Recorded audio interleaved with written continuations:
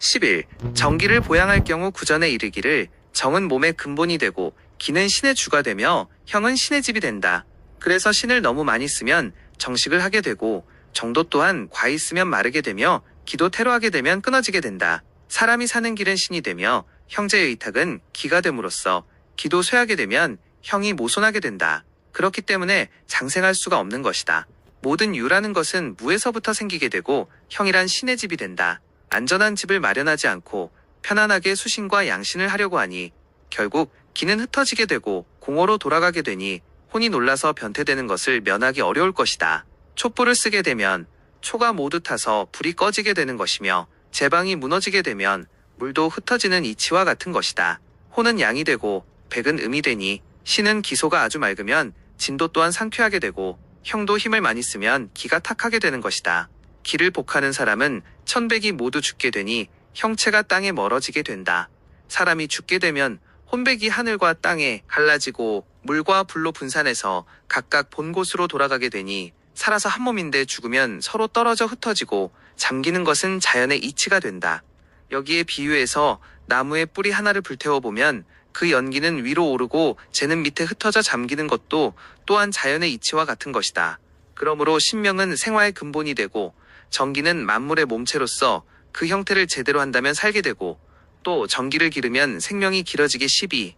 옛날에 진인 옥지인 옥성인 옥현인을 볼 경우 황제가 말하기를 상고에 진인이 있었는데 천지를 재개하고 음양을 파악하여 정기를 호흡해서 신을 지켜 기욱이 완전해져서 수명이 천지의 운행에도 끝이 없으니 이 길을 택하여 살아왔고 중고에는 지인이 있었는데 덕과 도를 닦고 음양을 화순해서 사시사철을 조절하면서 속세를 떠나 정을 쌓으면서 신을 완전하게 하고 하늘과 땅 사이를 다니면서 팔방의 안과 밖을 보고 들었으니 이것이 그의 명을 보태주어 강장한 사람으로 하였으며 다음은 성인이 있었는데 천지의 중화에 처하여 팔풍의 이치에 따라 세속에 맞는 기욕을 조절함으로써 진해와 우환이 없고 행실은 또한 바르고 행동은 100세를 살았고 그 다음에 현인이 있었는데 천지를 믿고 일어를 본받아서 강제로 성진을 변별하고 음양을 좋아해서 사시사철을 분별하여 상고의 길을 따라 알려고 하니 역시 수명의 도의 보탬이 되었다는.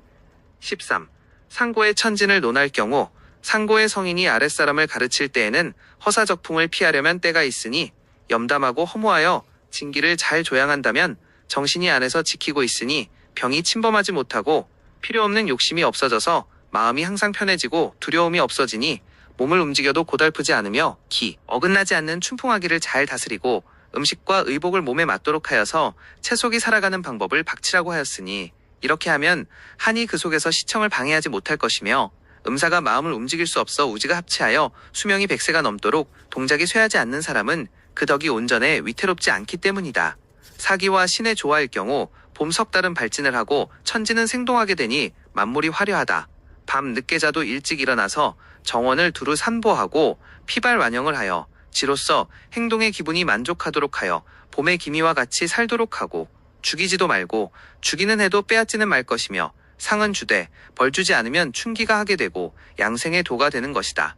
이를 역행하면 간이 상하게 되면서 여름에도 한 변이 일어나 봉장이 작아지고 여름 석달을 번수라 하니 천지의 기가 만물과 서로 사귀어서 화실의 계절이 된다. 밤늦게 자고 일찍 일어나면서도 심지를 성내지 않게 하여 할 것이며 길을 한다 해도 마치 아끼는 물건이 밖에 있어도 제 스스로가 따르도록 하면 이것이 하기에 응한 양장의 길이 되니 만약 이 길을 역행한다면 마음이게 되고 가을에는 해악에 걸려서 봉수가 적으므로 겨울에는 중병을 앓게 될 염려가 되는 것이다. 가을 석달은 용평이라 하여는 급하고 지기는 밝으니 일찍 자고 닭이 울 무렵 일찍 일어나서 지를 안정시키고 추영을 완화하여 신을 수렴해서 추기로 하여금 평화롭게 하여 그 지를 떠나지 않도록 하면 폐기가 맑게 되니 이것이 응하는 양수의 길이 된다. 이 길을 폐상하여 겨울에는 봉장하는 것이 적어진다. 겨울 석달은 되니 이라고 하여 물도 얼고 땅도 얼어터지게 되니 양을 요란케 하지 말고 일찍 자고 늦게 일어나되 반드시 이 퍼진 뒤에 일어나 심지로 하여금 친복히 은익하듯이 사이가 있도록 하고 무엇인가 얼을 듯한 기미로써 추위를 피하여 따뜻하게 피부를 설해서 탈기가 되지 않도록 하게 되면 이것이 동기에 응하는 양장의 길이 된다. 이 길을 역행하면 신을 상하게 하고 봄에는 위컬질이 되어 봉생이 적어진다. 사시와 음양은 만물의 근본이 되고 있으니 성인은 봄과 여름에는 양을 기르고 가을과 겨울에는 음을 길러서 그 근본을 줬기 때문에 만물과 같이 생장의 문에서 부침을 하게 된다. 그러나 그 근본을 역행하게 되면 근원을 해치게 되고 진을 무너뜨리게 되므로 음양과 사시는 만물의 종시가 되고 생사의 근본이 되는 것이다. 이런 이치를 역하면 재해가 있고 순종을 하게 되면 가질이 생기지 않으니 이것을 득도로써 병을 고칠 경우 구선이 말하기를 옛날에 신성한 의원들은 사람들의 마음을 능히 다스려서 병이 나지 않도록 예방해 왔는데 지금의 의원들은 사람들의 마음은 다스릴 줄 모르고 오직 병만을 다스리게 되니 이것은 곧 근본을 버리고 끝만을 좇는 격이 되고 있으니 그 근원을 연구하지 않고서 만류만을 의논한다는 것은 어리석은 일이며 한때의 요행으로 병이 나을 수는 있겠으 나이들은 시속의 용렬한 의원에 불과할 뿐이다. 태백진인이 말하기를 병을 고치고자 한다면 먼저 그 마음을 반드시 고친 뒤에 병자로부터 마음속의 동요를 없애주어야 할 것이다. 그러면 자연히 마음이 편해지고 성질이 온화해져서 세상 만사가 모두 공허하게 되며 하루 종일 하는 일마다 전부가 망상이 되어 내 몸은 역시 허한한 것이고 화와 복이 전부 수포로 돌아가 생사가 전부 꿈과 같은 것이다. 이것을 알면 마음이 스스로 깨끗하고 병이 없으니 약을 먹지 않고도 병은 스스로 낫는다. 이것이 진인의 길로서 마음을 편하게 하고 병을 고치는 대법이다 라고 하였다. 지인은 병들기 전에 보살피고 용인은 병난 뒤에 보살피니 선자는 마음을 보살피며 후자는 약이나 친구로서 병을 보살핀다. 보살피는 것은 두 가지가 있어도 병의 근원은 한 가지다. 16. 허심과 합도할 경우 사람은 마음이 없을 때는 도와 합하게 되고 마음이 있을 때는 도와 멀어지게 된다. 여기서 없는 것이 있는 것을 포섭해서 남김없이 만물을 낳아 끝이 없으니 천지가 비록 무한정 크다 해도 형이 있어야만 그 구실을 하게 되며 음양이 비록 묘함이 능하지만 그 기가 있어야 그에 대한 구실을 하게 되는 것이고 오행이 비록 지정하다 해도 그 숫자가 있기 때문에 바로 풀이가 되고 있으며 백념이 분기한다 해도 그 뜻이 있어야만 판단이 될 수 있는 것이다. 이러한 이치를 배운 사람이면 먼저 형상을 단련하고 다음에는 신을 응결하여 기를 모이게 하며 그 다음에는 단을 이루어 형을 견고하게 함으로써 신을 온전하게 할 수 있다. 그러므로 송제구가 말하기를 형을 잊은 다음 기를 기르고 기를 잊은 다음 신을 기르고 신을 잊은 다음 허를 기른다. 잊은 다음은 사물이 내 마음속에 없다는 뜻. 즉 본래 무일물하 처유지내라는 불경의 말이 즉 이것을 말한 것이라고 하였다. 17. 도를 배우는데 조만이 없을 경우 인간은 만물의 영장이 되니 본래의 수명은 42,200일, 즉 120세를 살 수가 있다. 그리고 원양의 진기는 그 무게가 384수, 즉 한근이 된다는 것이니 안으로는 건에 따르고 건은 순양의 도가 되는 것이다. 사람은 주야로 동작하는 것과 배설하는 것들이 원기를 모두 산실하게 되어 천수를 해침으로 육량이 고갈되어서 이런 경우에는 전음의 사람이 죽기 쉬운 것이다. 나이 88괴수가 되면 흥이 적어지고 연이 허하게 되므로 이때는 진원을 회복하려고 해도 이미 때가 늦은 것이다. 이것이 영리에 박이 궁하지 않으면 복이 오지를 않고 음이 극하지 않으면 양이 생기지 않는다는 이치이다. 이 나오지 않는 경우와 같은 이치이다. 만약 현명한 스승을 만나 비결을 배워서 믿음으로 구하면 120세는 살 수 있을 것이다. 새를 비유한다면 나무가 늙어서도 새로운 가지를 붙여주면 살 수 있듯이 역시 사람도 늙어서 진기를 보호해준다면 환동이 될 수도 있다. 옛날에 마자연이라는 사람이 64세가 되어 죽기가 무서워서 선약을 급하게 구할 때 유해섬을 만나 장생의 비결을 배워서 100세를 살았다는데 그것은 마자연 씨가 한때 마음을 그렇게 먹어서 비결을 얻어 오랫동안 살게 된 것이다. 여순양은 64세에 정양진인을 만나게 되었고 갈선홍은 64세에 정진인을 만났으며 마자연은 64세 때에 유해섬을 만나게 되었으니 모두가 함께 금단의 돌을 닦은 다음 신선이 되었다는 말이다. 그러나 그것은 모두가 우연한 일이 아니었고 젊을 때부터 그러한 뜻을 지녔으므로 비결을 배워서 금단을 먹고 마침내 신선이 되었다 하니 그의 효용이야말로 어찌 적다고 하겠는가. 세상 사람들은 기욕에 빠져서 정기를 잃게 되고 사려가 극에 달하여 신을 모손시키고 피로를 지나치게 강행하여 진기를 손상하게 되니 일단 진양을 잃게 되면 비록 비결의 좋은 뜻을 64세 전에 배워도 성공하기란 매우 어려울 것이다. 만약 어려서부터 욕심을 끊고 장년의 길을 배워 색에 빠지지 않고 정을 조손하지 않은 후 스승을 만나 진지를 배우고 행실을 빨리하면 삼선의 길은 바라볼 수도 있다. 18.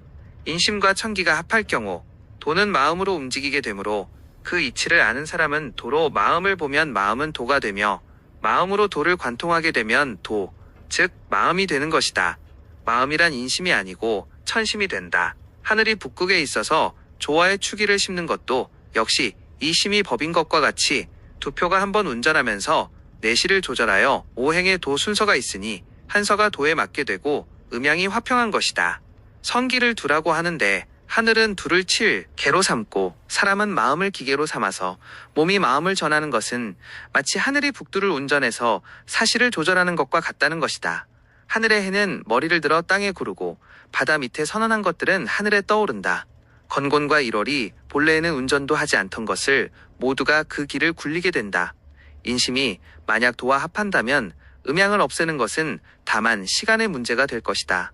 천기가 곧 반야자시의 양이 최초로 움직이는 것을 말하며 천기가 닿으면 사람은 자신의 길을 움직여서 응하게 되므로 천과 인이 합해서 발하게 되고 내와 외가 서로 어울려서 단이 되는 것이다. 사람에겐 단 하나의 기가 있는데 단전에 내리게 되면 일양이 또 내복하게 되므로 양의 시초가 오는 징후를 알려고 하면 체내의 난기로서 믿음을 삼는다는 것이다. 양성서에 이르기를 무릇 사람의 수양섭생 길에는 정과 기와 신을 훼손하지 말라고 하였는데 이것을 도가의 말에는 보전신이라고 하였다. 매일 첫 닭이 울 무렵에 일어나서 심호흡을 한 다음 이를 마주치며 정신을 한데 모아서 때를 맞추어 화후의 운반을 수십 번 반복하면 자연히 신체가 상쾌하고 혈맥의 유통이 좋아질 것이며 그렇게 되면 진액도 물도 나고 신기가 골짜기에 가득할 것이다. 잠시 침으로 양치한 후에 삼켜서 단전에 보내어 원양을 보한 뒤 평상시 야기를 마시고 양손을 비벼서 열이 나면 도인법을 쓴 다음에 세면을 마치고 분양하여 동초를 한번 묵송한 뒤에 뜰에서 100보가량 걷는다. 그리고 해가 35장 정도 20만 300보를 떠오르면 죽을 먹고 손으로 배를 문지르면서 다시 걷는데 이것을 양생하는 사람이 몰라서는 안 된다. 자시가 지난 뒤에 일어나서 눈을 감고 평좌한 다음 동양하여 입으로 몰아낸 다음 호흡을 멈추고 크고 많은 공기를 두고 3번 가늘게 들이마시면 혀 밑에 구멍이 2개가 있어서 통하므로 혓바닥을 입천장에 대고 잠시 동안 있으면 진액이 스스로 나와서 입안에 가득 고게 되는데 차츰 삼키게 되면 자연히 오장에 관주하여 여기서 기가 단전에 돌아가는 것이다.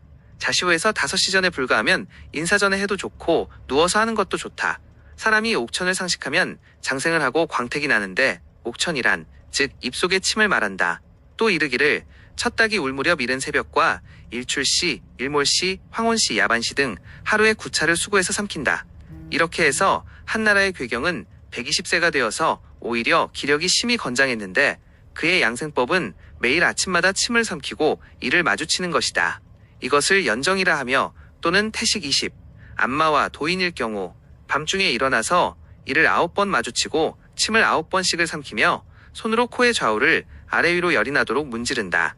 그리고 아침마다 일찍 일어나서 이를 마주치면 침이 생기는데 침이 입에 가득 차게 되면 삼키고 코를 눌러 호흡을 멈추면서 오른손을 머리 위로 넘겨서 왼쪽 귀를 27번 문지르고 당기며 왼손도 역시 머리로 넘겨서 오른쪽 귀를 27번 문지르고 당기기를 27번씩을 반복하면 귀가 밝아지고 수명도 연장된다. 손바닥을 문질러서 열이 나면 그 손바닥으로 양쪽 눈을 매번 20번씩을 문지르면 양쪽 눈이 밝아지고 또 이마와 발재를 27번 문지르면 얼굴에 광택이 생기고 손으로 귓불을 많이 문지르면 수명이 연장되며 양기를 돕고 귀 먹는 것을 예방하게 된다. 눈을 감고 마음을 조용히 하여 양쪽 주먹을 굳게 쥐고 정좌한 다음 이를 36번 마주치고 두 손으로는 머리를 껴안아 뇌의 뒤를 중지로 무수히 튀긴다. 그런 후에 심호흡의 소리가 귀에 들리지 않도록 호흡하는 것이 좋다. 그 다음 손바닥으로 귀를 문지르고 인지를 중지 위에 얹고서 뒤통수를 쓰다듬고 머리를 흔들며 두 손으로 양 어깨를 두드리고 혀로써 입천장을 문질러 침을 내고 삼키며 다시 심호흡을 하여 천천히 토출한다. 다음 두 손으로 개미 허리를 수없이 문질러 열이 나게 되면 허리를 힘껏 잡은 다음 또 심호흡을 하여 한참 동안 패기를 한다면 심화가 단전으로 내려가며 머리를 숙이고 두 어깨를 수없이 흔들어주면 심화가 다시 단전에서부터 뇌로 올라간다. 그때 또다시 심호흡하면서 두 다리를 쪽 뻗고 흡기를 하여 머리를 다시 숙인 다음 두 손으로 발바닥을 당기는데 가능하면 무릎을 빳빳하게 하는 것이 좋다. 다시 침을 삼키고 어깨를 자주 젖혀서 몸을 바로잡아 또다시 심호흡을 하는데 어깨를 자주 젖히는 것이 좋다. 이 방법을 쓰면 사마가 들지 않고 몸매가 편하게 되며 한서가 침노하지 않고 질병도 가까이 못한다. 좌우 오전에 고뇌 화합해서 순환하는 것은 8개를 도는 것이다. 정보가 유익했다면 다음 편 가기 전에 구독과 좋아요 한 번만 눌러주시면 큰 힘이 됩니다.